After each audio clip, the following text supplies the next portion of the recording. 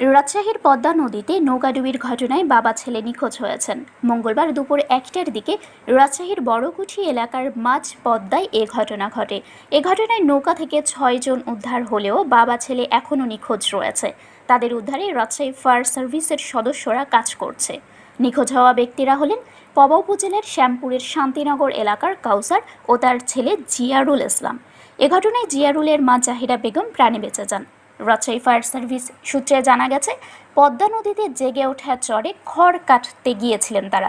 সেখানে কাজ শেষে একটি নৌকায় তারা ফিরছিলেন। সেই নৌকায় একজন নারী ও 7 জন পুরুষ ছিলেন। পথে নৌকাটি মাঝ নদীতে এসে হঠাৎ স্রোতে মাঝে পড়ে ডুবে যায়।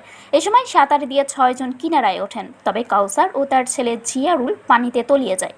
খবর পেয়ে ফায়ার সার্ভিসের সদস্য উদ্ধার কাজে অংশ নেয়। এ বিষয়ে রাজশাহী সদর ফায়ার সার্ভিসের উপপরিচালক মঞ্জিল হক জানান, নিখোঁজদের উদ্ধারে ফায়ার সার্ভিসের সদস্যরা কাজ শুরু করেছে, তবে নদীতে স্রোতের কারণে উদ্ধার কাজ ব্যাহত হচ্ছে।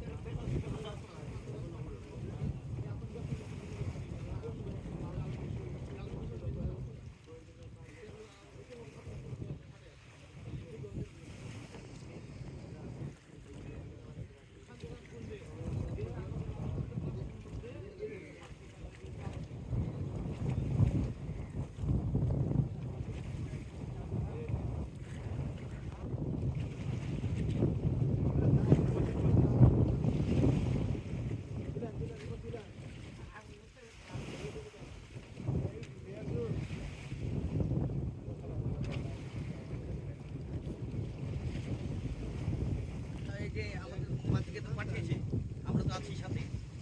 ওই আবার বলে তাড়াতাড়ি 10 মিনিটের ভিতরে নৌকা নিয়ে যেতে হবে। একটা বলতে তো